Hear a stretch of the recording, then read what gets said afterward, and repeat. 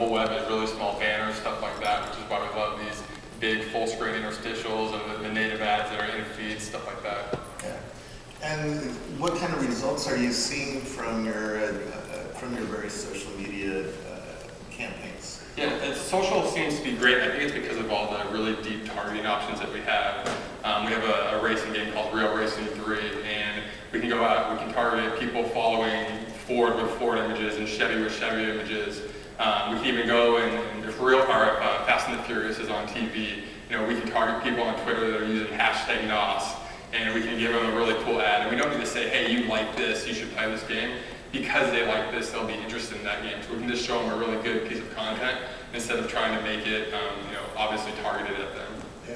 And how does it work when you buy promoted tweets? Tell me what that process is like, and what happens when you do buy it. Yeah, so you can either do it directly through the Twitter interface, or you can use a third-party API tool. Right now, we're going directly in the back of the engine and doing it. So you just set up a campaign. You decide what countries you want to target, which devices you want to target, and you can do interest in followers, or you can do conversation targeting, or TV or keyword targeting. You can build some really robust targeting sets, and then you upload your images. So Twitter has some beautiful units now that they've built that we get, pretty much a full screen image, and then we can talk about our game and insert that 140 characters of text. It's a really easy experience, and you can build very deep campaigns and global campaigns. One thing that we found is that some countries like Japan are really hard to target, and Twitter has great traffic there. Yeah. What's happening from inside the Twitter viewpoint? What are you seeing happen with promoted tweets? How well is the monetization on Twitter, and who's doing it well? Yeah, well, look, I think that a lot of the highlights is promoted tweets are really organic, native, and sorry, my mic's messing up here. That's really woven into the conversation of Twitter, and thinking about how that really does create a canvas for an advertiser to connect the right user at the right time. So this offering we just launched, globally launched it last week for the mobile app promotional suite. We're really excited about it, and John and the EA team have been an early adopter of that in our beta period. So across the board, though, across all verticals, we're seeing great results from retail, consumer packaged goods, travel, entertainment, now mobile apps. We're seeing a lot of great traction, really up and down the funnel, both brand-oriented goals, the upper part of the funnel, increasingly more direct response, performance-oriented goals, as I've characterized the mobile app install goal that a lot of user acquisition-focused app developers have right now.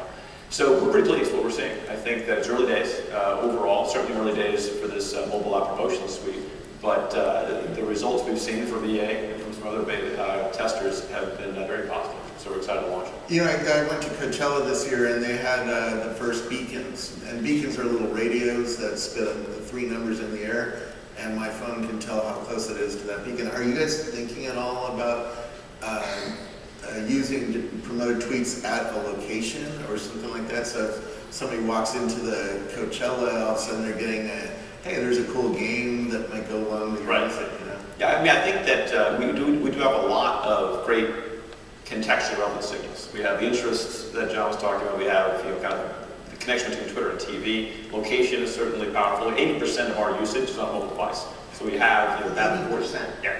So it's Twitter's been kind of mobile centric from the very beginning. In fact, the reason a tweet's 140 characters is on the SMS system back in 2006. That was the constraint that would let the system hack. So overall, using all those signals and thinking about that hyper-local signal you're talking about, we think is pretty powerful. Nothing announced here. We don't have anything kind of really locked and loaded, but it is something that we think is important. Yeah, get this in mic. My mic is not working out so well. Thank you. Just in case. When you, maybe either of you, what are some tips for people who are going to try getting users through Twitter? I think it comes down to testing. If you think 5 images is enough, probably try 25 images. Try different text with the images. You really have to test to find what's going to work. And also within that targeting, you might want to go broad at first or really narrow at first, but you don't worry about overlap. Just test, and you will find results. I always like to start from the inside out. So wherever you believe is most relevant to you, go there, and then maybe add on users based on some of the different targeting options. I'm sure you guys are using Google and Facebook and other things to try to acquire. How is Twitter different, and how should you apply, approach thinking about Twitter for getting users? Yeah, the thing that we were most nervous about is that on Twitter, people can interact with these ads. So they can reply, they can retweet, it could have been a lot of negative sentiment. Instead, we had tremendous positive sentiment. I never expected people to CC their friend on one of our ads and say, hey, you have to check this game out. Or for the Sims, they were saying, hey, remember our Sim that we used to share? Really compelling stuff, and stuff that you don't see anywhere else. That's what we were really surprised about. I know our community teams got really excited when they saw that.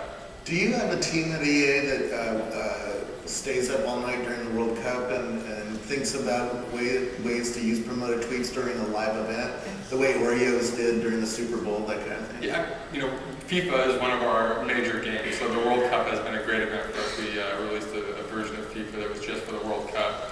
It's always on in the office, and we wanted to integrate our game and our brand with the World Cup as much as possible, and I know Twitter has done a tremendous job of that, so the two in combination have been really strong. If you follow any of the FIFA handles, you've seen what we've done in terms of every goal scored. Basically, we're showing that player, but not just their real image, the FIFA version of that player, and it's really cool stuff.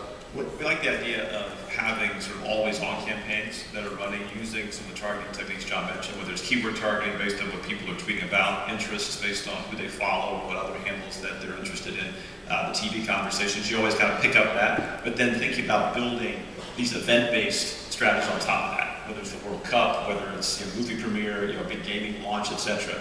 We think that's a pretty powerful combination. Make sure you're kind of capturing all the demand with the targeting, the platform that you have, but then really capture these major events that do unfold on Twitter, like the World Cup is happening right now, in a way we're pretty excited about. Yeah, Twitter is really good for news and events and talking about TV and talking about things in your life, right? It's not really where you put your baby photos, although people do that. But, that's sort of more. Yeah, I think the way we describe Twitter as a consumer platform, there are a few words we use. It's live, it's public, and it's conversational. I mean, the live aspect is a little what you alluded to. It's real time. It's what's happening right now. So people go to Twitter to think about, hey, what's new, what's hot, what's trending. And I think that is an excellent mindset for app discovery. You're going to be engaged with users who want to find something new, and you get a chance to kind of get in front of them with the right context. But the whole public and conversational pieces are also quite distinctive.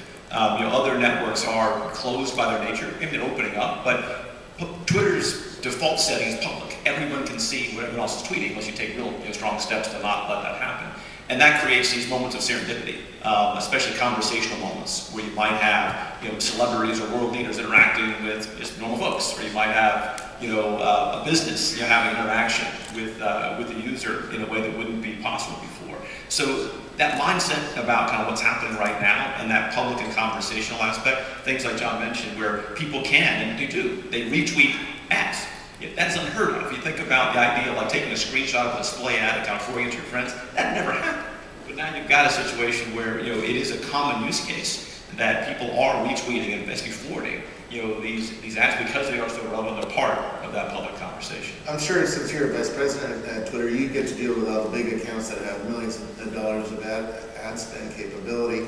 What about for somebody, a startup that maybe has $1,000 ad budget this month? Totally. I look out for those guys too. So the small business channel is very much part of my world, and everyone in between. And so, how would you approach a small business that has maybe $1,000 to spend on ads versus an EA that probably has $100,000? I think the approach is not dissimilar to what John mentioned. I mean, I'm a big fan of kind of test and iterate. You basically get some campaigns going, think about the combination of targeting, creative measurement, the optimization, and then optimize. Turn that crank and continue to see what works. Measure the performance. So whether you're spending $1,000 or $100,000 or $10 million, think about what goals do you have in mind and how we actually capture those goals.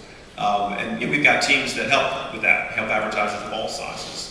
For the small businesses, we do have a self-serve interface. In fact, it's the same interface that John and his team are using, but we get a little extra help. We have account teams that can make recommendations for the larger guys, but the small guys do quite well as well. Yeah.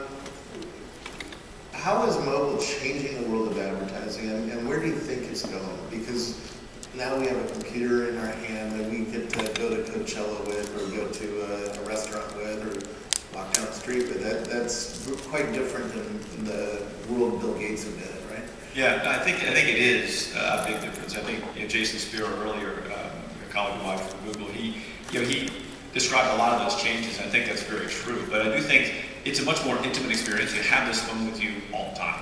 There's a stat that we uncovered that you actually unlock your phone on average 110 times a day, which at first it was mind-blowing. Then I realized that you sleep like 8 hours. That's like less than 7 times an hour. So I usually do that, probably more. Yeah. So this thing is it's always with you, and it has such kind of intimate information about where you are, what you're interested in, what you're doing. It provides a lot of great context that you can harness as a marketer. So, a couple of things we're interested in. One is harnessing that for Twitter, because Twitter has a lot of those contexts. But second, we're very interested in the overall mobile app ecosystem. So some of the recent moves we've made, we bought a company called Mobile Ad Exchange about 9 months ago, really to think about how we can get access to a broader set of inventory. People spend time across the broader tens of thousands of apps in the ecosystem, and advertisers are increasingly thinking about accessing that programmatically using real-time bidding and those kind of techniques. More recently, just in fact last week, we announced the acquisition of a company called Tap Commerce, which gets into also in that world outside of Twitter, but thinking about app re-engagement. So if the large, part of the goals we talked about today so far, getting app installs, this is about getting people to re-engage with apps that are already downloaded onto the device. But again, access to the broader app ecosystem. So we think that's really going in a good direction that we can help. I know on Twitter, there's a lot of people like me who give it a lot of signal. I've tweeted 60,000 times, something like that, in the last 8 years. But most people don't tweet at all, right? They're just there as a lurker. Does the ad work differently based on who you're aiming at? Somebody who's a heavy user who's given Twitter a lot of signal, and somebody who's a light user and doesn't have. Yeah, we use the signals we have available, and even if you are, a lurker, like you say, it's a consumption-only model that we think is great because that is an important and powerful use case. I think that the fact that you curated a timeline and you're picking who you want to follow, that's an important signal, right? And sometimes if you unfollow someone, that's a really important signal too. It shows you're not interested in that person. Being able to do kind of modeling around users like or accounts like those you're following is important. What tweets you engage with, what you interact with is also really important. So we have a lot of info around what that consumption experience looks like. It's not just around what you're tweeting. Do different companies approach that context differently? Some might want to just do a campaign to everybody. Some might really want to look for those signals and take advantage. Yeah, I think it really depends on your goal as an advertiser. And I think there are a dozen ways or more you can target on the platform. And John ran through a lot of interests, keywords people are either tweeting or engaging with. TV conversation, because you have the second screen phenomenon where people are watching TV and they're kind of on their Twitter timeline. Tailored audiences where you can actually upload your own data, whether it's kind of cookie-based info or whether it's mobile ID information, and overlay all that stuff with respect to geo-targeting or device types, etc. So you can get as granular as you possibly can get. It really depends on your goal. If you want to think about going broad and global, you might want to kind of open up the gates a bit. If you really want to get targeted specifically, hey, if you're Lyft, you might want to get people in San Francisco tweeting about the fact, hey, I don't want to drive home tonight. Like, that might be a really important way to think about it. Yeah, or get it earlier and say we're going drinking tonight, right? Right. Because those are people probably who should be driving home. Right. Tell me about some mistakes that maybe you made or you saw others make while trying to get new users. Yeah, what do you see people doing wrong on this new platform? Yeah, I think we have some games that are very casual and some games that are very core. And any app that is smaller or more niche can be really hard to target. And you can go out there and you can be searching for users really aggressively and potentially come away without very much. So it's really about finding that audience, being conservative at first, and really figuring out who that audience is, what type of messaging is going to work for them, and then investing in them. If you go out the gate and hit everybody with something that's more of a niche product, you might end up poorly investing your resources. Anything you've seen that companies have done wrong, when coming in this new world? Yes, one thing I'd say is you shouldn't be bashful as a business to engage with your client base. Sometimes people are nervous, like that John said, they're worried, gosh, people can engage with these tweets, what will happen? And generally speaking, good things happen. Even if there's a negative sentiment, there are some great examples of clients who have taken that head on and turned it around 180 degrees. So sometimes your client may sit back, something negative might unfold on the platform, and there's, oh, what do I do? Kind of deer in the headlights. That's not what to do, right? Being able to be active and get out ahead of the situation and be able to turn that around is pretty cool. Final question, what's the hottest game on Twitter right now? The hottest game on Twitter is probably The Sims Free Play. It's a great game by Electronic Arts. I recommend you guys all check it out. Very cool. Thank you so much for joining me for this panel.